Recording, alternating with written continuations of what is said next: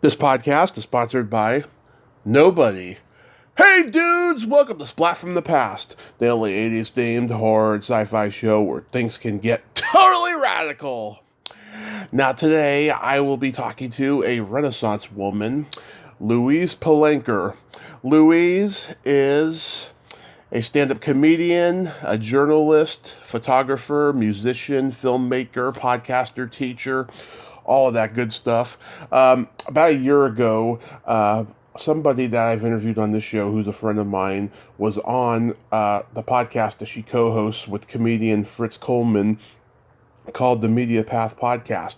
And I became addicted to it because Louise and Fritz Coleman have interesting chemistry. And I'm going to have her on the show today to talk about that, talk about stand-up comedy, her love for rock music. She made a documentary about the Cowsills, which I am so excited about. She made it back in 2011. It was on Showtime, but I didn't get to see it because that was during my drinking days when I was lost and all of that stuff. But, you know, I had Bob Cowsill on here a few years ago, so I love the Cowsills. So I'm going to talk about that as well. And she's one of the co-creators of Premier Radio Networks. She's like one of the early podcasters, you know, and so we're going to talk about that as well. And I have to address this. So yesterday I addressed the death of legendary guitarist Jeff Beck, but it's been over a week now, and I've been forgetting to address Anita Pointer's death on air recently. And I was lucky enough to interview Anita Pointer back in 2020 during the pandemic, and afterwards she sent me an autographed copy of her book, which I cherish. She was a lot of fun, funny, and great to talk to, and I'm forever grateful for that. Go listen to it if you haven't heard it. Rest in peace, Anita Pointer. Sorry it took me a week, but at least I addressed this on social media right when I found out.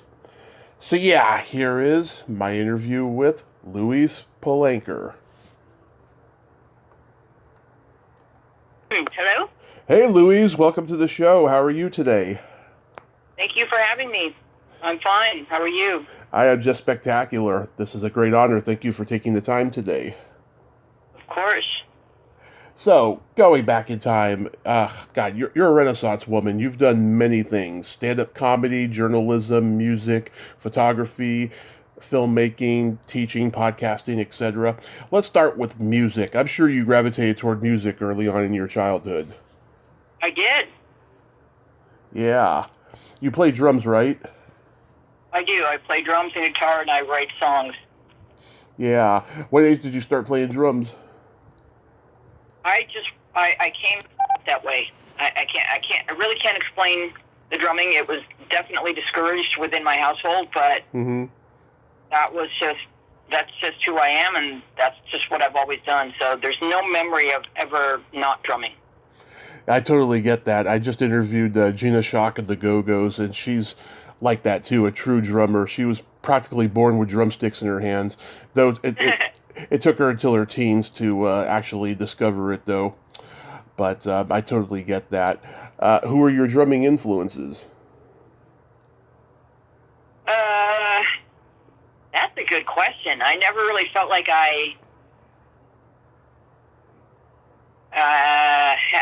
my idols were never drummers. They were more the songwriters. But I mean, definitely, I guess I would say John Cowsill, because you know, he was kind of my age and he was in a family that let him play the drums. Yeah. You know, so I was drawn to that. But I don't know that I ever studied drumming technique. I just drummed. I always had sticks in my hand, and I turned everything in my bedroom into drums. And if music is playing, I will turn any surface into a drum. So I'm just kind of always drumming, and maybe it's just a little hyperactivity or whatever. Well, but when I hear music, I can't really have a conversation and be listening to music at the same time. It's like the music part of my brain takes over, and I need to focus on the music. But I can't think of specific drummers that other than Ringo, of course, you know, that influenced all of us. Yeah. Do you remember the first album you ever bought?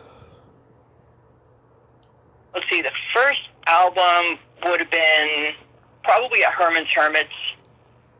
Mm-hmm. You know, I'm maybe 8, and it's something that maybe you don't buy it with your own money, but you ask for it. Yeah. You know, Meet the Beatles and Herman's Hermits. I had 2 records. I played them relentlessly. I would sit on my dresser, and I had a little box that I would drum on. And my cousin Jeremy gave me some of his drumsticks that kind of were warped. You'd roll them, and they'd kind of wobble. And he's like, all right, you can have these. And that was it. I just would play those same 2 records constantly until I was old enough to maybe save my allowance. And then I was buying the Cowsills, the Bee Gees. Nice. And pretty much anything else that caught my attention. And that we bought singles back then. 45s. You know, like back then as a kid, you bought singles. And right. You were sitting so close to the record player, you didn't mind changing them out, you know? Right. Yeah, there were 45s back then. Yeah. That's so awesome. How about the first concert?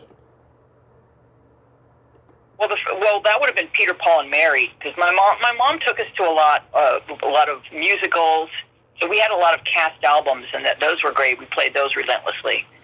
But yeah, Peter, Paul, and Mary sticks out because we didn't have seats. We just stood in the back. It was Flying Hands Music Hall in Buffalo, New York.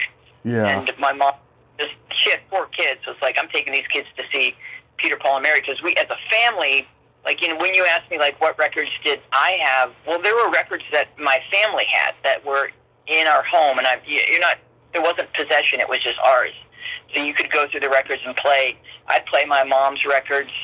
I'd play my dad's records. So sometimes they had 78s, and you could move your phonograph to 78, and it kind of looked like an LP, yeah. but it was just one song, because it went around 78 times per minute. So yeah, Peter, Paul, and Mary sticks out as my first concert that like really resonated with me, because I'm a harmony freak, and I always gravitated to the harmony groups and the blend. You know, making a chord with your voices was always like captivating for me. Did you ever go to the Fillmore East? I wasn't really like a club kid.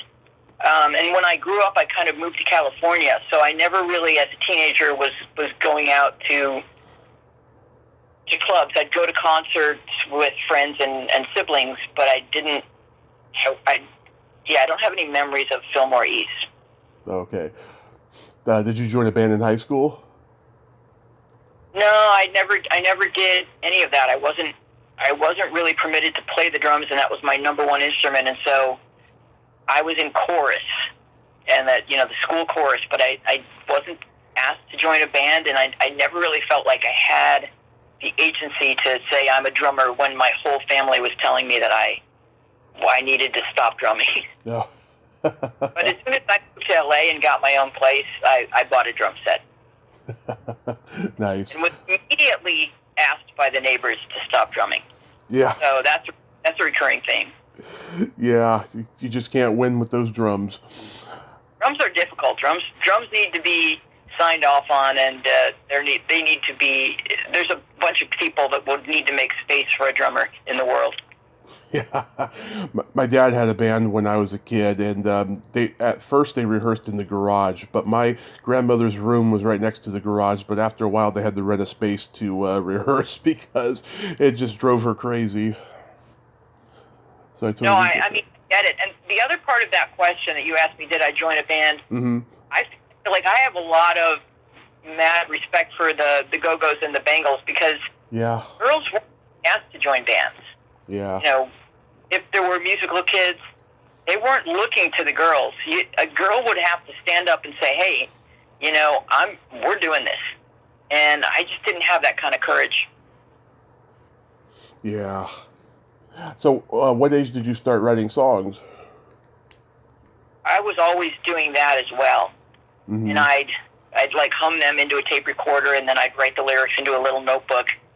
And then about 10 years ago, I went on the app Thumbtack, looking for someone to help me record my songs, and I found a guy named John Maddox. He's got a recording studio in his garage, and he's a drummer too and a songwriter. And for a couple of years, I would just go there once a week, and we would record my songs. And so I made an album called Drummer Girl that you can find on Apple Music and Spotify. Oh, I'm going to check that out. That was that. Yeah, I'm going to check that out. That's cool. So, after high school, did you attend college? Yes, I went to Brockport State, which is a state school in the SUNY system, New York. And it's about an hour and a half from Buffalo, about a half an hour from Rochester. Mm-hmm. What did you study there?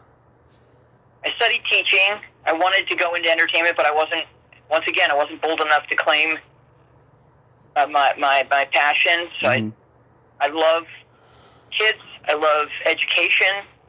And I've always been a mentor, so there's always been the teacher in me.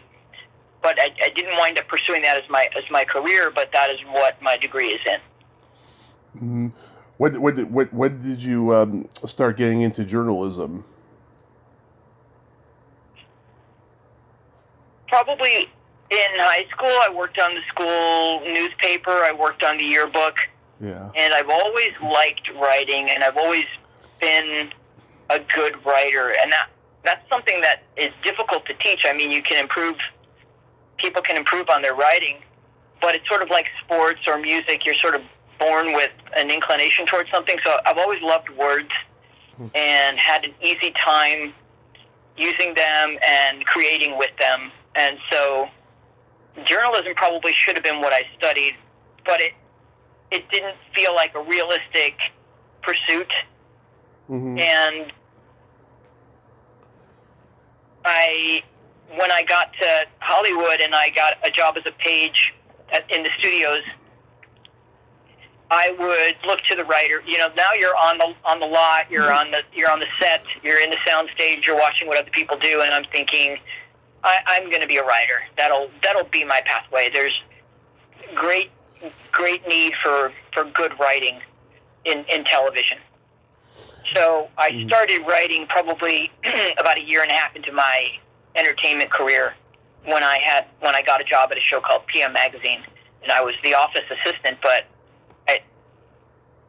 pretty quickly they were giving me writing assignments because it's abundant. It's immediately abundant when someone can write. You know, and once I became the supervisor of other people, you can tell right away if someone can write, if you can let them go ahead and tackle something. It's really clear. Right. All you have to do is read a paragraph of what someone's doing, and you know whether or not that you know they have the writing instinct. Right. Because I'm often fascinated by how people get into journalism, because I was never on the trajectory of journalism. You know, I used to watch Larry King, Barbara Walters, 60 Minutes, and so forth, and think, oh, they're just personalities asking questions that the network programmed them to ask, and it's nothing special. But then when I heard WTF with Mark Maron, I was like, oh, shit, I want to do that, because it's a conversation coming from him and nobody else. And I'd never planned on being a journalist, but here I am now, you know?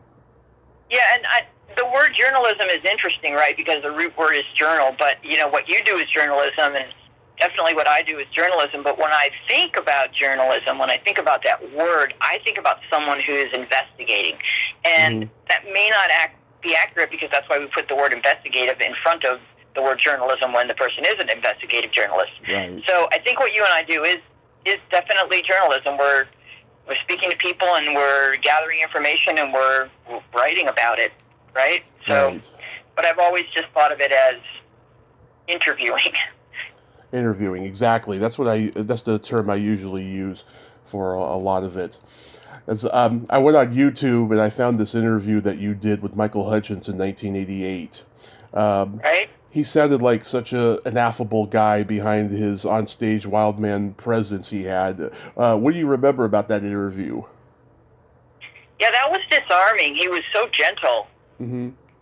Yeah, I never know well, I did a lot of interviewing when I worked at Premiere, and when I worked for Rick Dees, was a disc jockey in Los Angeles, so I interviewed thousands of artists, and Yeah. they all have different pathways towards their goals and their dreams and their pursuits. And you know, you do your preparation, you listen to their albums, you listen to their work, you watch their videos, and you don't.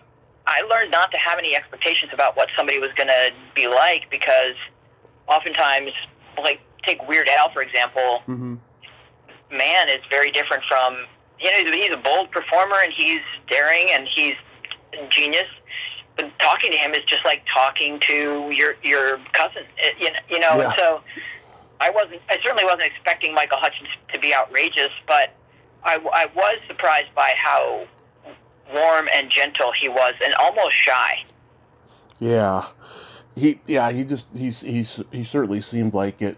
Yeah, I've learned how to do that too in recent times, about how not to have expectations, you know. And generally, it turns out great. Other times, it's just like, God, why did I even bother? But a lot of the time, you know, I've had 98% good experiences interviewing people. Yeah, I have about that stat. And a couple of times, like the 2%, Mm-hmm. where it was unpleasant. Yeah. If it would go by and I would interview that person again, it would be a completely different experience, and you would recognize that maybe you just caught them on a bad day. Yeah. Or, you know, they didn't do their research on you, so they just didn't know if they could trust you. That too could happen, you know. It could be a number of factors: bad traffic, not enough coffee, Yeah. need a cigarette, you know. Yeah. And they've done already 20 interviews that day. It could be just a number of factors. Yeah, absolutely. Yeah. Who else did you interview during that time?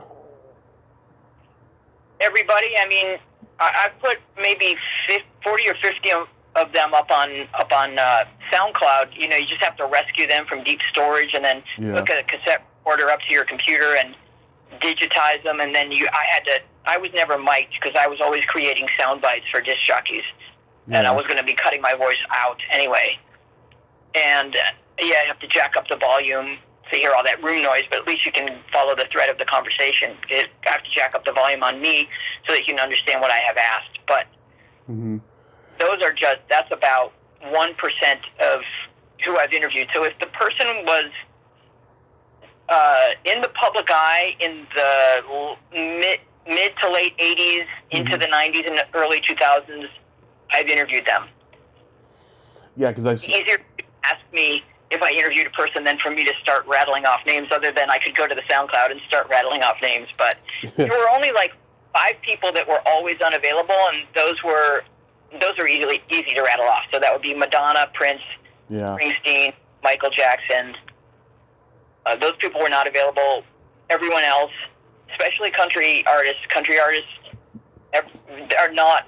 They are never not available. So if it's Garth Brooks, you're interviewing him. There's no one in country music. That's not how they roll. But in pop, I get it. You know, if you're Springsteen, you're just like, all right. I think, hey, press guy, I'm famous enough.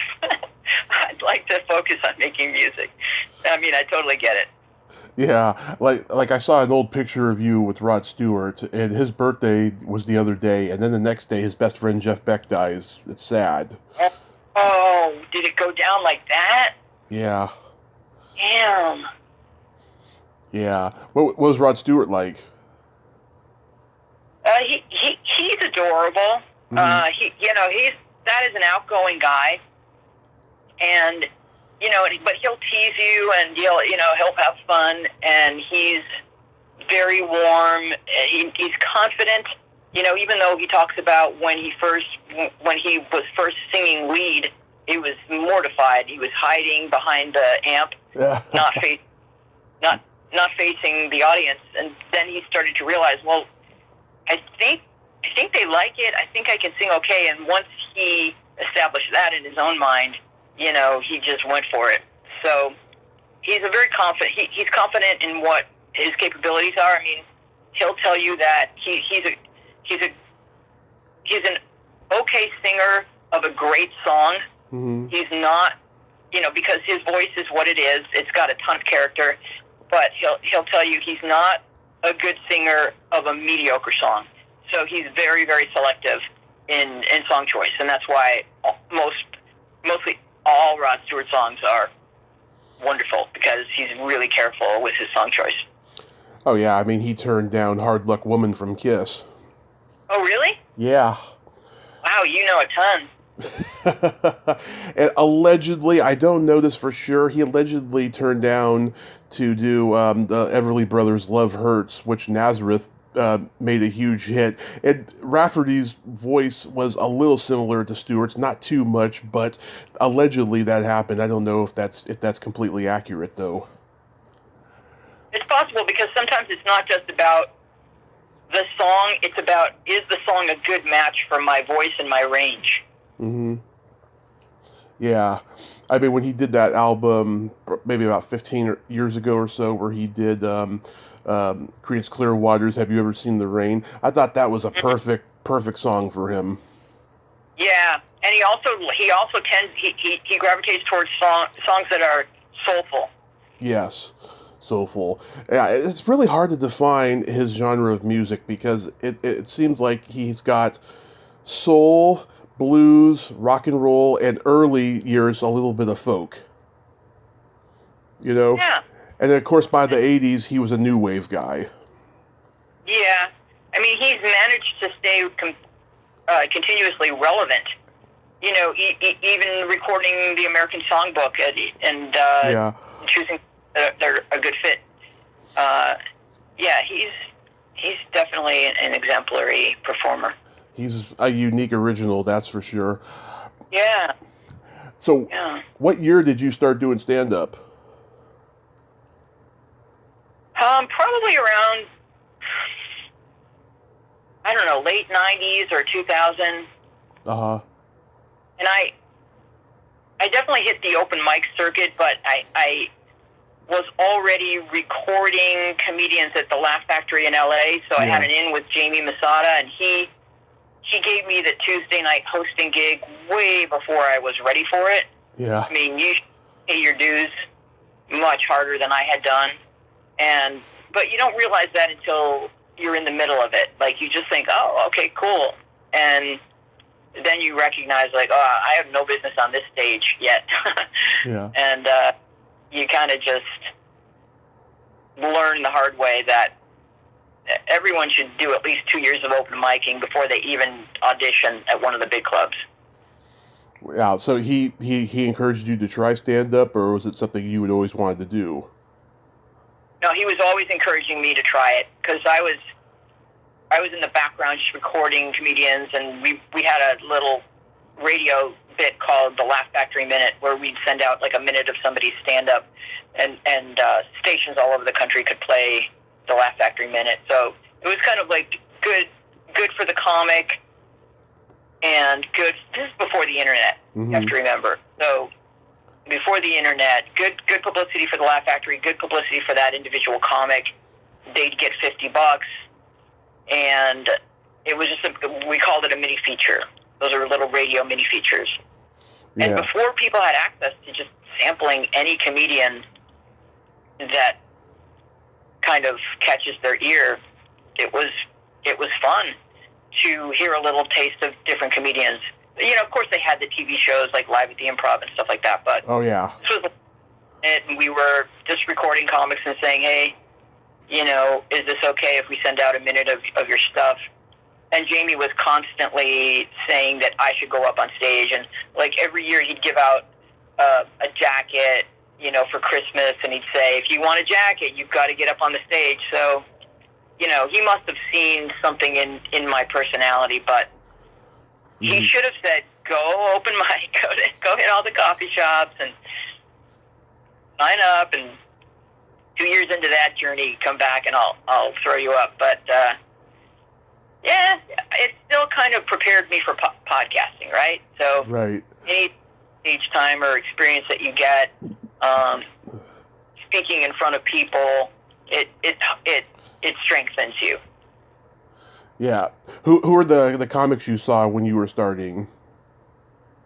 So there were the comics that I open mic'd with that were in my group that I consider my peers back when we were open micing.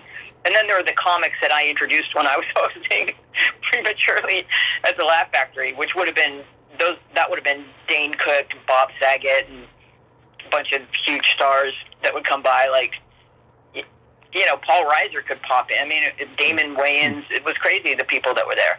Paul Rodriguez. Yeah. All the biggest names. Bill Burr. We called him Billy back then. Yeah.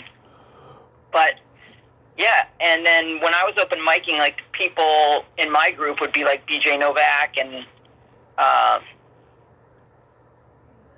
let's see. I mean, I'd need to look at a bunch of. I'm trying to think of the people from my group that are now like household names. Was Ralphie May there? Yeah, Ralphie was a headliner at the Laugh Factory. He was someone I brought up on stage. He was not my peer. Mm-hmm. He was way, way, way ahead of me. Bert Kreischer? Not that I recall at the Laugh Factory. Yeah, Bert's wife Leanne has a great podcast, and she's been on here 3 times. She's a great person. Yeah, I mean... And Oswald was the guy I saw around a lot. Yeah, there's just so many names. It's hard for me to, without like a reference point, it's hard for me to just start pulling out names. But like, it's good if you ask me names, because I'll quickly tell you whether or not. I mean, I was in the pool of comedians in the late 90s into the 2000s. So if anybody, and I was made a regular at the Comedy Store by Mitzi Shore, but the culture there was so hostile that I didn't stick it out. Hostile for women.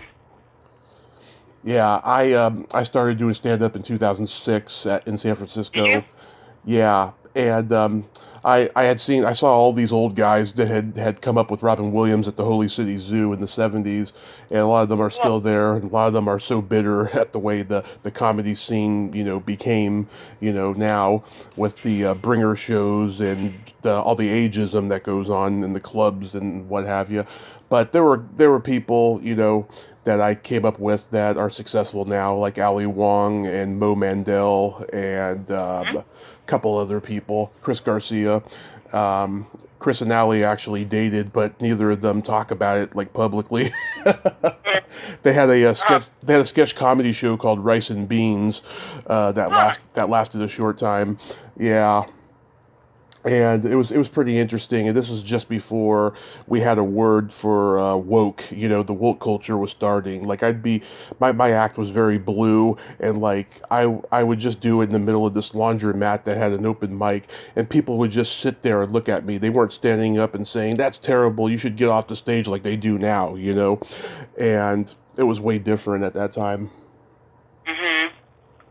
But I had a laundromat that I performed at here in LA as well. Yeah. I loved it because people would bring their kids. They'd be doing their laundry, and the kids would be sitting there. And so, I was like the teacher in me.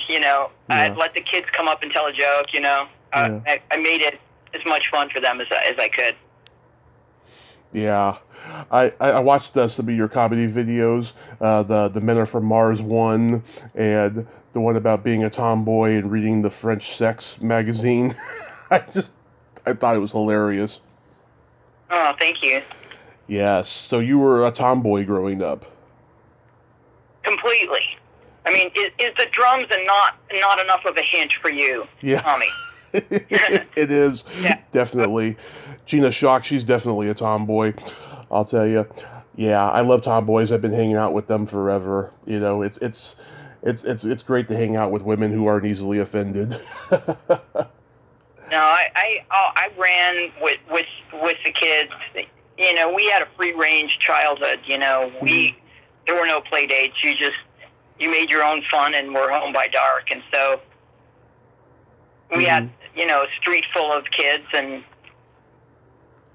that was the way you raised kids back then. Parents weren't worried about where you were as long as you were home when you needed to be. Right. At what point did you meet Fritz? I guess I should kind of put a date on that, but I think it's maybe around 30 years 30 years ago or something. Mm-hmm. I was working at Premier Radio, which was the company that I started with my partners, and a woman working there was going to see Fritz's one-man play, Mm-hmm. which was, small theater, and I said, I'd love Fritz, can I come? And we went, Mm-hmm. and the theater was so small that after the play, and it's a one-man play, there's like 40 people in the audience, so afterwards everyone's just sort of standing around the lobby having a glass of Coke and chatting, and I think I said something to him about this would make a great, like, Father's Day special. Yeah. Because the play was called It's Me, Dad, and the conceit of the play was that he's making a recording for his two boys about his life, for them to watch when they're older. Because when he went to his father's funeral, people get up and tell stories. Yeah. I've been to funerals where people get up and tell stories, and you're like, I have known this guy, and I never knew any of this stuff, Yeah.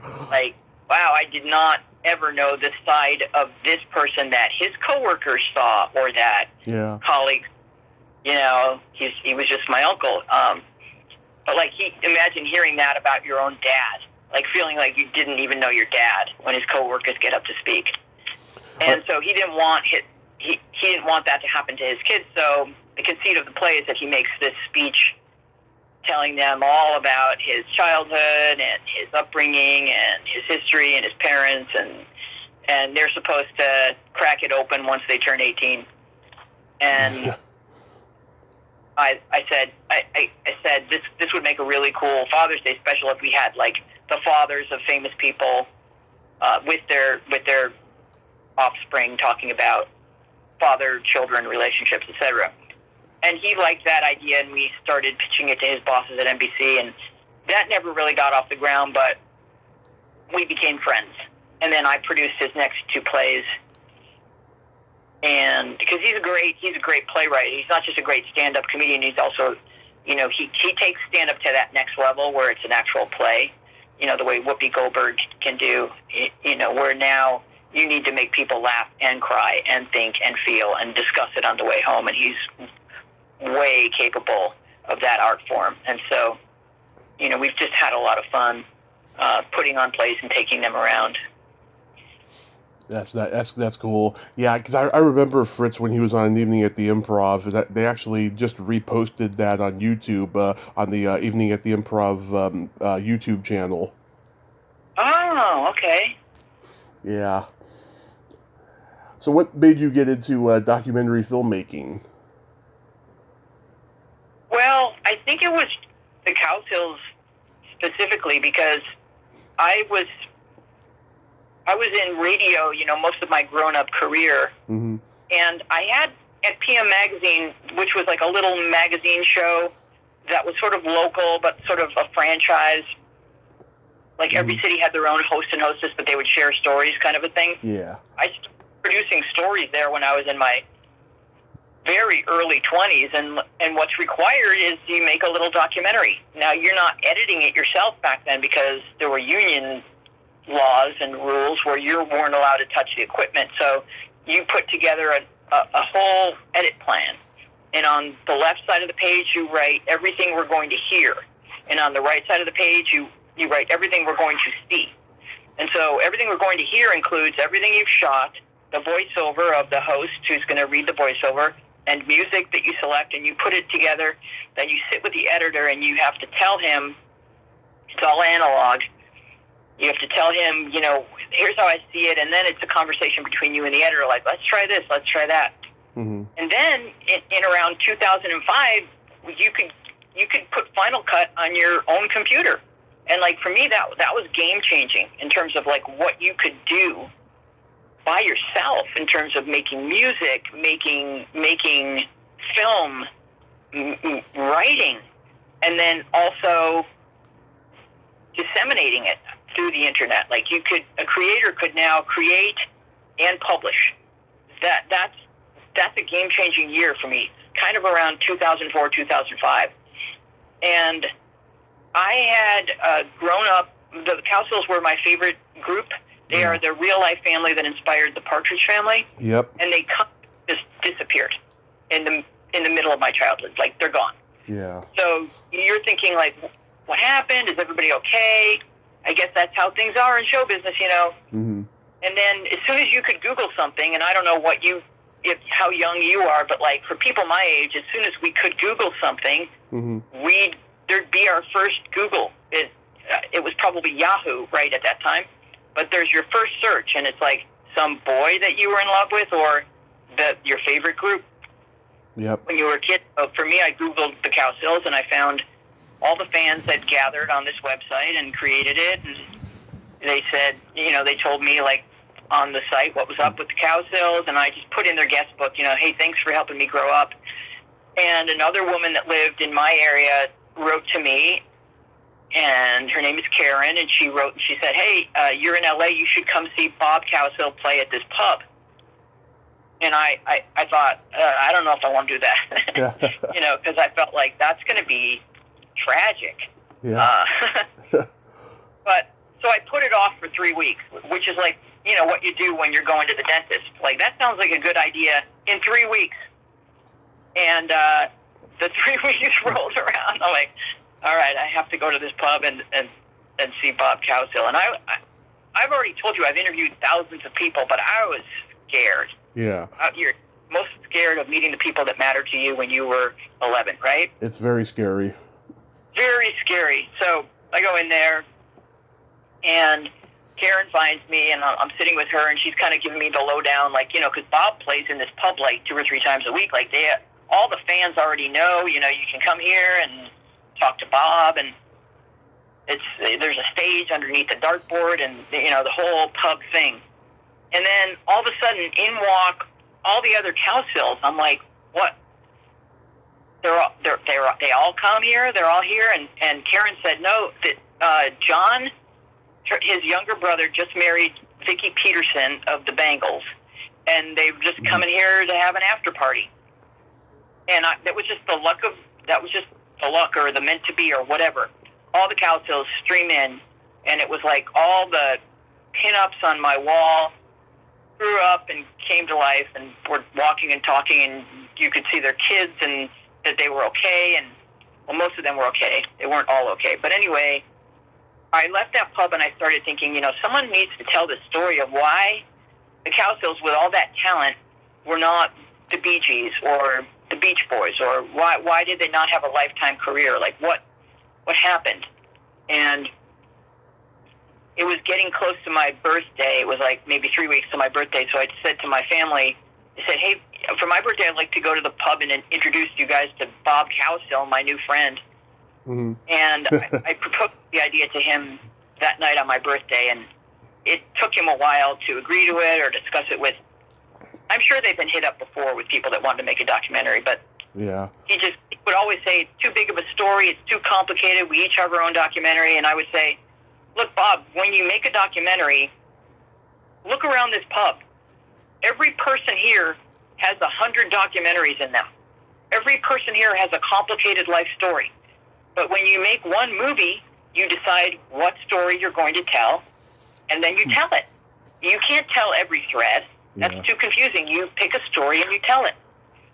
So ultimately, they all signed on, and we started making the movie. It took 8 years. Yeah, I'm a huge Cowsills fan. I got to talk to Bob right when the pandemic was at its peak, and he was wonderful. So, like, when I talked to Bob, you know, I was not aware that the documentary existed, because when it came out, I was at my absolute worst with alcoholism. Like, I checked out for a couple of years during that period, right? And so I didn't know about it. And because I didn't know about the documentary, I didn't know that they had such a traumatic, dark past, because I was framing it in my head that they were, you know, probably like the Osmonds, religious. They came from a stable home, you know, but then Bob filled me in on certain things, and I was shocked, you know, that, you know, looks can be deceiving. And I asked Bob a question that I had never even heard addressed before, and It was. I asked him what they thought about the Rain, the Park, and Other Things being used in Dumb and Dumber, because that's my earliest memory of the Cowsills. That's how I discovered them. Hmm. And he was like, "Oh, we were honored." And in that moment, that's when I found out the Cowsills are not so innocent, because they all went to see it in the theater and they laughed out loud. Oh yeah, yeah, Yeah. Uh, yeah, sure. No, they were honored. They have this kind of 5 years of fame as children, and that can seem kind of dreamy and eerie. And did that really happen? When you go on and start adulting, and it's gone. Uh, that to me was the story to tell, was why. They were as good as anybody at 15. mhm. Or pick an age, as good as anybody, magically gifted musically. Right. So what the hell? How did this get squandered? And how can you do that to people? How can you exploit children Yeah. and not have part of what you're doing be preparing them for their adult lives? That is what your childhood is for. Right. So that is just criminal, and I wanted to do what I could to correct it. We can't correct everything. What's happened has happened, but you can make progress, right? And I felt like telling their story was job one. That them just releasing music wasn't going to do it, because people weren't expecting anything new musically. Yeah. They needed to understand what had happened, and that was, I felt, critical. And I know Bob's way more interested in making music than telling his story, and he was that entire time. But I hope that they feel that we went about it the right way, that we told people what had happened to them as children, and that as adults they should be respected for their musical gifts and their capabilities. And I hope that we've been able to do that. And it's also been, I think, for people who had a similar childhood, Yeah. it's been healing to know that they were not alone, and that there were dads like this that raised baby boomer kids where there was no voice, there was no where to turn. There were adults in their world who felt like if they reported Bud, children would be without a father and without an income and without. This is before their fame, but even in the middle of their fame, what are you going to do? I mean, you didn't want to be the person that destroyed their career, what they had. The aunt that stepped forward and said, "Hey, this guy, their dad is a monster." You just, back then, people, I think it was a different expectation as to what you should do if you know that there's abuse in a home. A father in prison means no one here is getting fed. So it was just a very tricky time.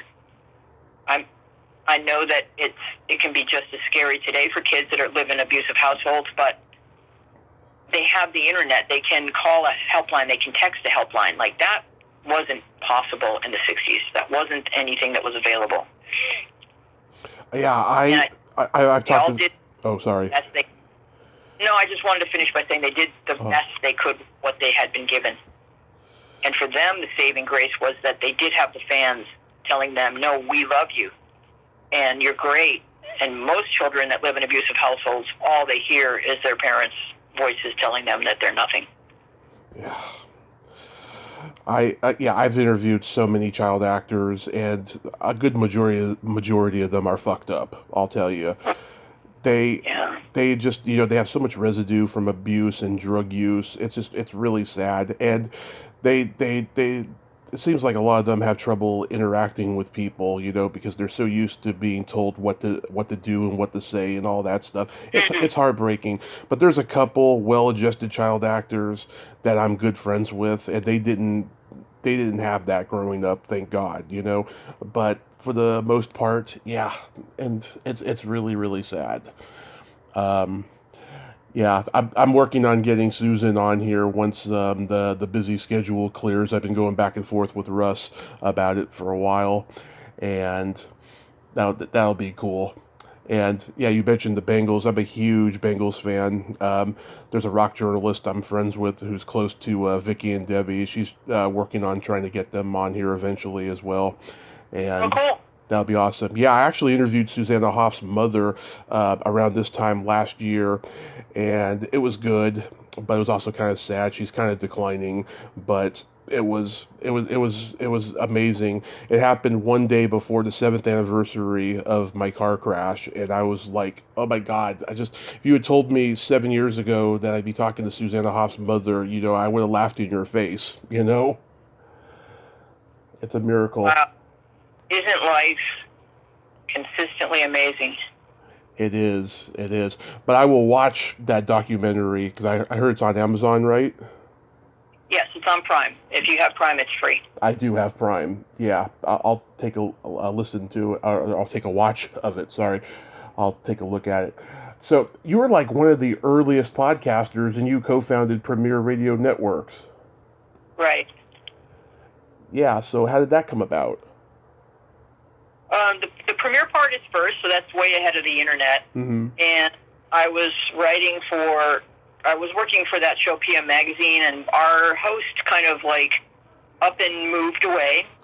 And that summer, my producer at the time, she decided it would be great cross-promotional opportunity for us to have like every week a different disc jockey host the show with Sandy Newton, Mm-hmm. and then they would talk about it on their morning show, and so I was the writer by that time. I was writing what's called the wraparounds, what the host and hostess would say that would get us in and out of the stories that PM Magazine featured, and so every week it'd be like, okay, it's going to be this guy from this radio.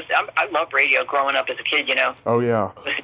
So I got to meet all these disc jockeys, and then Rick Dees was coming up, and I didn't have an FM radio in my car. Mm-hmm.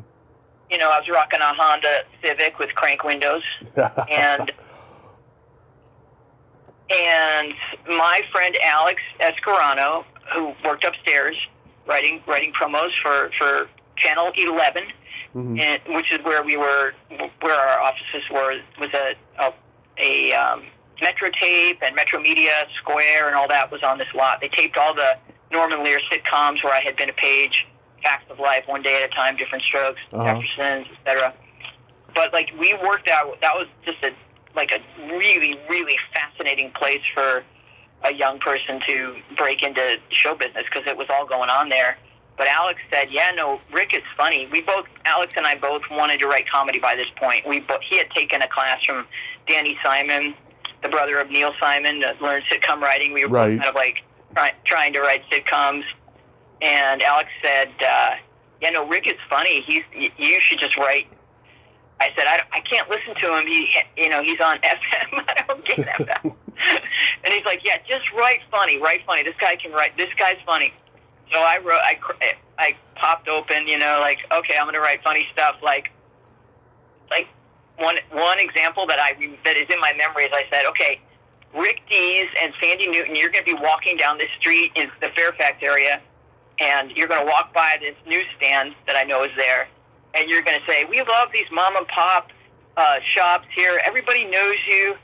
And then I had in the script, tell the guy that works at the magazine stand to turn to you at that moment and say, hey, Steve, hey, Edie, which is funny because it's not their names, and it's Steve and Edie is, for me, adorable. Yeah. And they pulled it off. They came back home, and back to the office. I popped the tape in, and sure enough, there's Rick Dees and Sandy Newton walking down past the newsstand. Everyone knows each other here. Hey, Steve. Hey, Edie. I'm like, this is gold. So Rick was like, okay, this kid's funny. Because it was such an absurd piece of business. And about 3 months later, I get a call from him while he's on the air. And he's putting me on hold to do announces, and then coming back on the phone when a record is playing, and I can hear it all, and I'm like holding the phone out and going, oh my God, and he comes back on the line and he's like, yeah, I have a new countdown show and I'm wondering if you'd want to write it. So I was, by that point, had been at PM Magazine for a year, and now I'm going to make a decision to leave TV and go into radio, but do comedy, which is what I really want to do, and I just went for it. Little did I know that once I got to KISS FM, that he had already gone through like 6 writers. He had like fired like 6 people back to back to back, and I've quit my job. But like I made the cut. I wrote for Rick for 3 years, and during that time period, I met other disc jockeys at KISS FM, and together we formed Premier Radio Networks, which is now a division of iHeartMedia. So that's the Premier Radio story. Because, like around 2006, 2007, based on my research, the only podcasters around were Adam Carolla, Ricky Gervais, Kevin Smith, and Louise Palanker. Yeah, that was, well, after like I said, with filmmaking, where you could do it on your own, you could create, that was what I did with podcasting. As soon as I heard the word, I said, what is it? My partner, Craig Kitchens, explained to me what it was, and I'm like, I'm going to go do that. And I was doing stand-up, so when you're doing stand-up, you sign up, you're waiting around. So my friend Laura Swisher, who is a fellow comedian, said, have you heard about podcasting? She's like, I just heard about it today. I'm like, you and I should host a podcast. So I had a room in my home that I use as a studio, making a film, and just with my drums and my guitars and stuff. And we found someone that knew a little bit more about podcasting than we did, and we just got started. So that show was called Louise and the Swish, and we did over 100 episodes, and then Laura moved to San Francisco. I moved on and started another podcast. I've just been podcasting ever since you could. Laura is now working at a podcast company called Maximum Fun, and I'm podcasting still. So this podcast with Fritz Coleman is my 5th podcast. But I love the idea that you can have a creative idea, and with a lot of work, because podcasting is not easy, it requires a lot of time and attention, you can create something and you can publish it and you can share it. Yeah, I discovered MediaPath about a year ago or so, and I can't remember which one of my friends was a guest on your show, but I've been obsessed with it ever since. Like I have like a 7-day-a-week schedule of what day I'm going to listen to what podcast, and like MediaPath is always my Saturday one that I always put on the list. And thank you. Oh yes, I've been obsessed with it ever since. I think you two have very interesting chemistry. I did make a list of guests you've had on that I've had on too.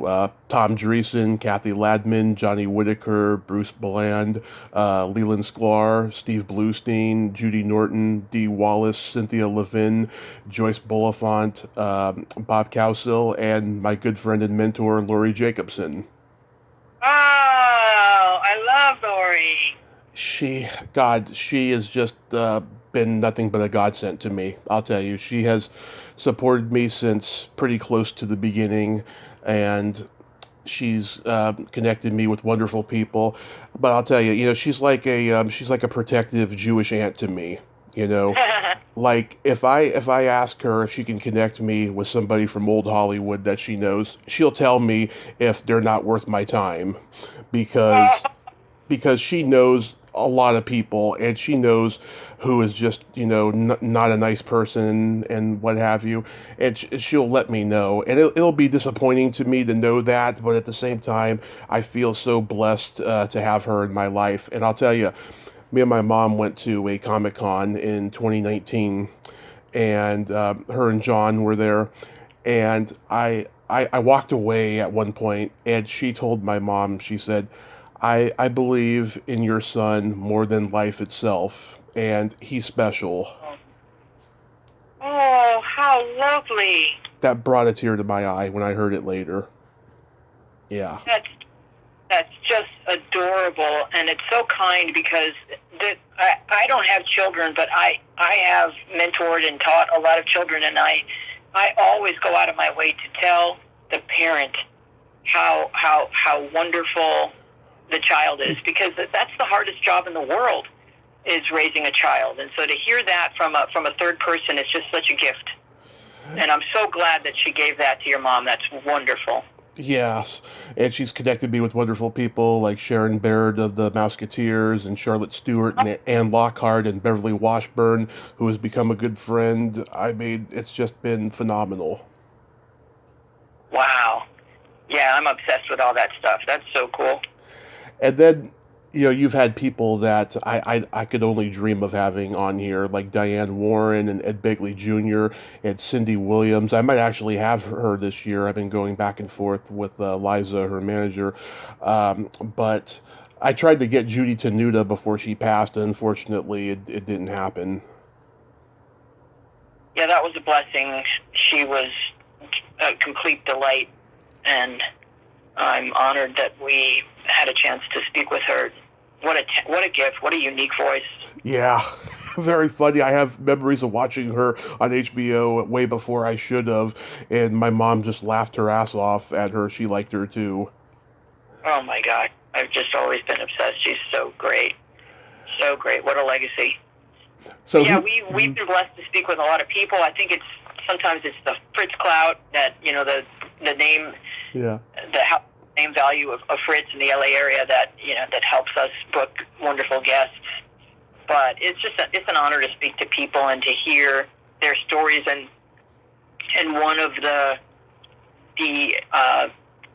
honors and the gifts of podcasting or interviewing in general is that you've got past small talk immediately and go into what really matters with folks. And that's not usually how conversations go. You start with trying to earn the trust of a new friend, or not trying to earn the trust, but like you're both sort of stepping carefully and talking about things you have in common, and it's a little while before you're talking about anything deeply personal. But with podcasting or with interviewing, the opportunity is to have a meaningful conversation immediately, and so you get to talk to folks about what matters to them most, and that's and hopefully it resonates with folks who can relate and have had similar experiences, or feel like they have an opportunity to get to know someone that they've admired on a different level. Yeah, and when I first started, I was going half-assed with it, and so fortunately, a lot of people stuck with me and have since then that I've gotten better as an interviewer. But because I go back and listen, I'm like, oh my God, why was I so nervous? Well, obviously, I was nervous because I just couldn't believe I was given the opportunity at the time, but I've gotten so much better as an interviewer, and I'm so fortunate that people have stuck with me, that have come on here multiple times and even compliment me and tell me, privately that I've gotten better.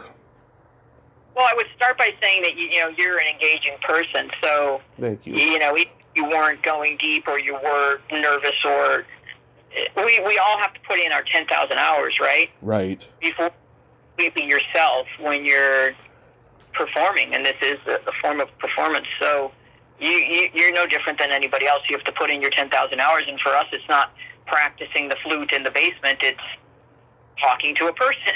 That's the 10,000 hours happens while you're actually doing it, not while you're practicing by yourself.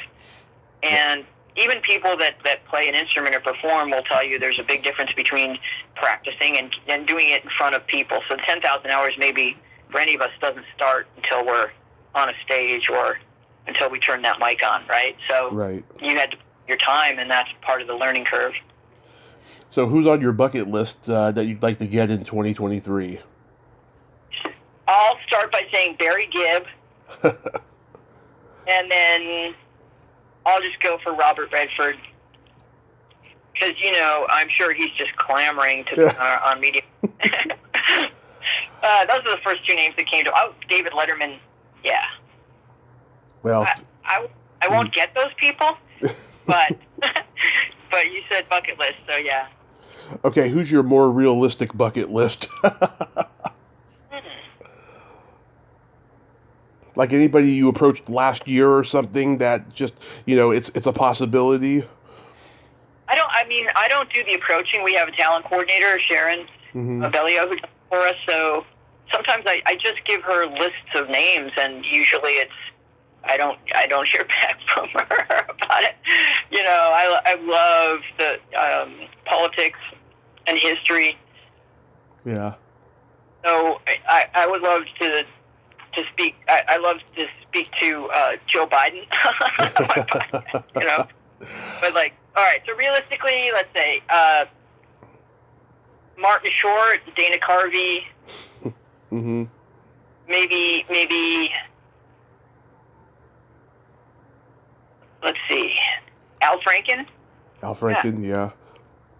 Politics and comedy all in one person. Al Franken, yeah.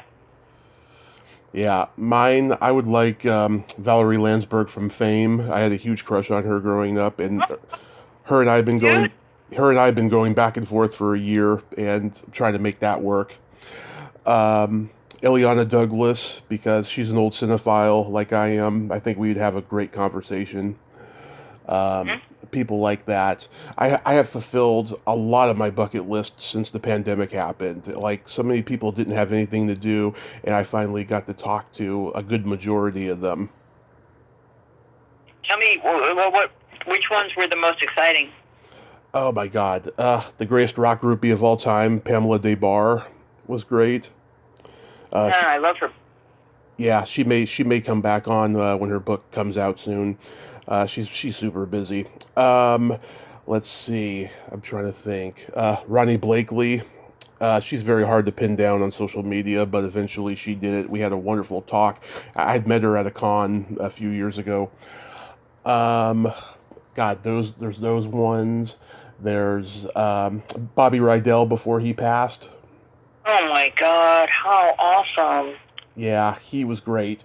By that point, I'll tell you, he sounded kind of over it because he had written a book, but like he was happy to talk. I mean, he was very funny, and just very charming of a guy. I just by sheer chance I got to talk to Ed Asner before he passed, and he was great. I mean, he was another guy who sounded like he was pretty much over it, but he and I had an enjoyable short little chat there. Wow. Yeah, that's amazing. I got to go to his house with my friend Vicki Abelson. Oh yeah. She has a show, but we had to go over. Mm-hmm. I was helping her show, so we got to go over. We were over there for about 3 hours. I think he was like, his daughter came home or something with food, and I was like, we need to go. These people need their privacy back. And he was like telling me to go into the fridge and pick out a soft drink, and he was sitting in a big easy chair with his Crocs, and he was just adorable and irascible, and like, I don't know if he gave you the business of like being cranky, but like he definitely gave us a big handful of that business, and it was a lot of fun. A tiny bit of it, yeah, and it was a slow start, but then once I started asking him about his advocacy for autism, and I told him, I have Asperger's, he really started to open up to me at that point. Oh wow! Yeah, awesome. And then we started talking about all the fucked up business with the Screen Actors Guild. This is shortly before the announcement that he was going to sue them. And he was just opening up to me by that point. It was great. And he's won him over. That's what that means. You won him over. Right. And he made a joke that went over my head, and someone had to explain it to me later. I asked him, I said, do you have any upcoming projects? And he said, "You don't know her." That's so cute. Yeah, and I've quoted that to so many people who knew him, and they're like, "Yeah, that's Ed." He had a mind like that. Yeah. Oh, I also got to mention Tommy Chong. He was great. Wow. Yeah. Yeah, if you reach out to him, he'll definitely do it. He started doing a lot of podcasts during the pandemic, and he had never done them before. But now it's like he's doing one like at least once or twice a month now. Okay. Yeah. I subscribe to all these podcasts on YouTube, right? And like, when I check the subscription box of who's got a new episode, I see Tommy Chong this day. I'm like, oh, that's so cool. He's doing them. Yeah, that's great. It's a great outlet. It's a lot of work, and it's not like you just open a mic and start talking, and all of a sudden you've got right 1,000 hands. You really have to put work in there. Have someone on your team who understands. It sounds like you're doing all the outreach yourself, and that's really commendable, because it's reaching out to folks is a lot of it, and it's a lot of work, and I have and I'm not comfortable with that, and you are, and so that's really commendable. I'm not 100% comfortable with it, but I've adapted to it, is what I would say. Because I'm a guy, I hate asking people for things, like, no matter what it is, Yeah. But, but you can only rely on yourself, so you got to adapt sometimes, and that's what I've done. Mm-hmm. Excellent. Now, you don't have to name names, but has anyone turned you down that you were really disappointed by?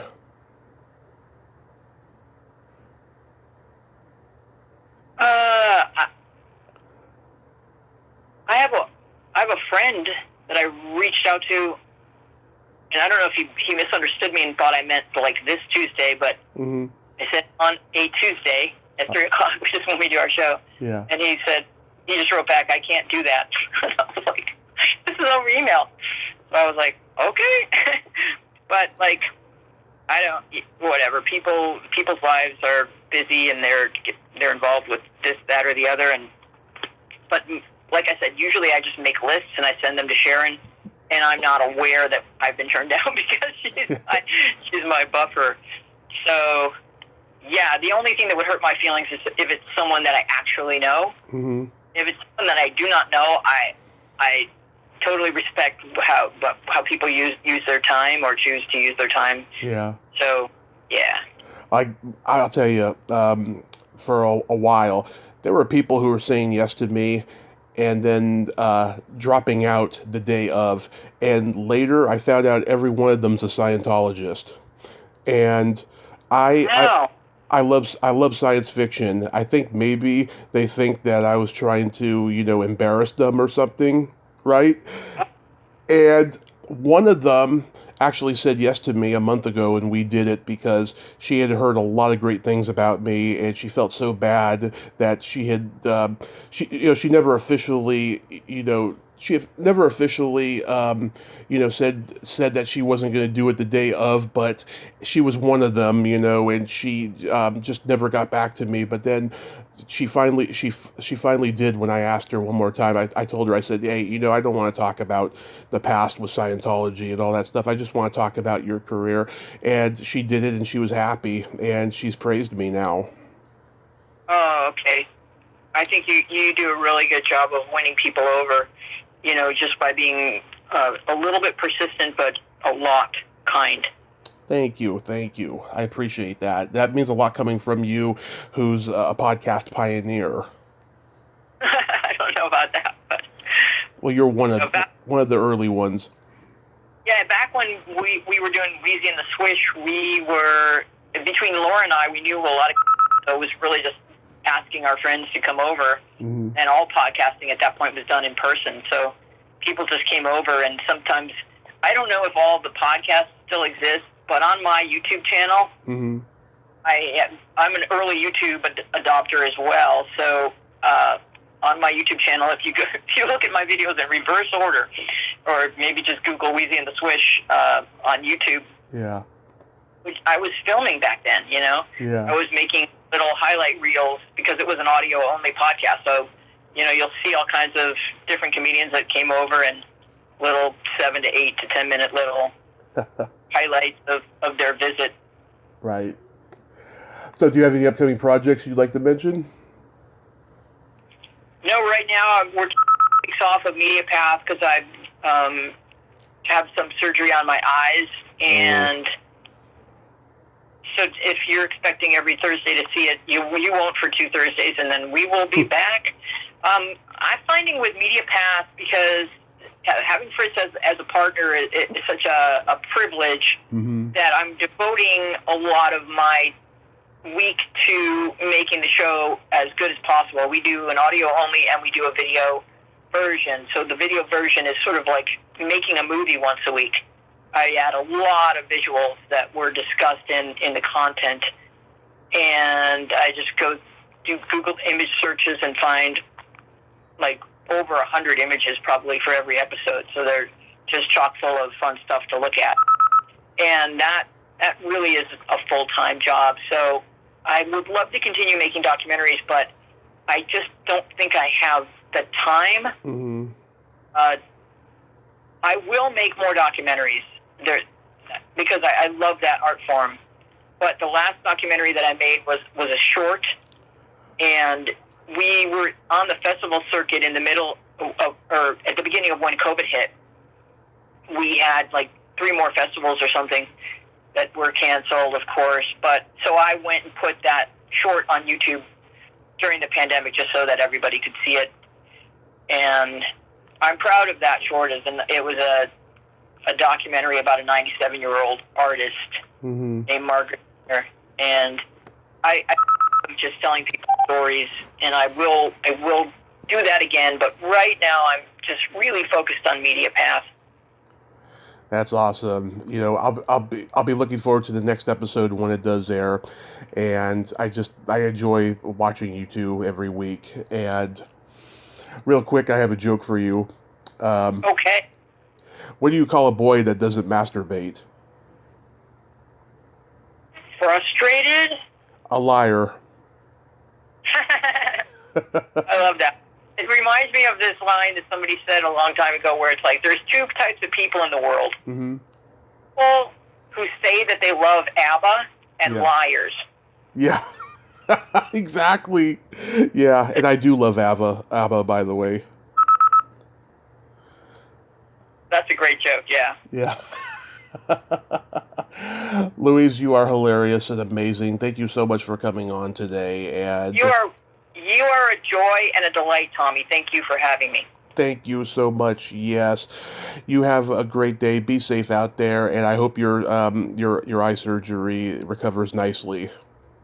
Yup, it's just cataract. All will be well. Just have to get through it, and then I will be able to better see you. Awesome. Have a great day. Okay, take care. Take care. Bye-bye.